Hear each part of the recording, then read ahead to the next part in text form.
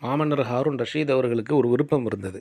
அதாவது 170 ஹிஜ்ரி அதிலே அவர் ஆட்சி செய்கிறார். ஆனால் ஸல்லல்லாஹு அலைஹி வஸல்லம் அவர்கள் ஹிஜ்ரி 10 இந்த உலகத்தை விட்டு மறைகிறார்கள்.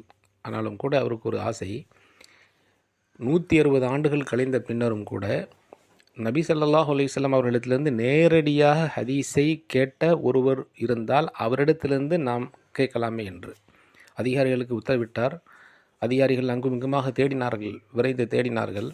இறுதியிலே ஒரு கிராமத்திலே ஒரு வயது முதிர்ந்த மிக மிக பலகீனமான ஒரு மனிதரை கண்டுபிடித்தார்கள். அவரை அழைத்து பல்லாக்கிலே வைத்து தூக்கி கொண்டு வந்து மன்னருக்கு முன்னால் விடப்பட்டது. நீங்கள் பெருமானார் ஸல்லல்லாஹு அலைஹி வஸல்லம் அவர்களை பார்த்திருக்கிறீர்களா என்று கேட்டபோது அவர் நான் பார்த்திருக்கிறேன் என்று சொன்னார். பார்த்திருக்கிறேன் என்று சொன்னபோது என்ன ஹதீஸை நீங்கள் கேட்டீர்கள்? ஸல்லல்லாஹு அலைஹி வஸல்லம் அவரிடத்தில் கேட்ட அந்த ஹதீஸை அவர் சொன்னார்.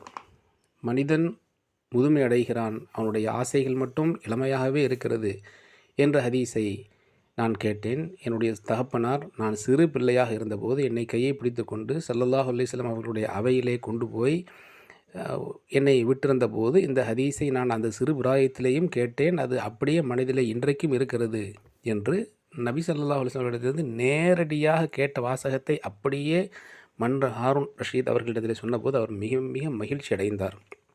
மகிழ்ச்சி அடைந்து ஒரு பை நிறைய தங்க காசுகளை அள்ளி அவருக்கு கொடுத்தார். கொடுத்தபோது அதை வாங்கி கொண்டு மன்னரவையிலிருந்து வெளியிலே வருகிறார். தூக்கி கொண்டு வருகிறார்கள் மக்கள்.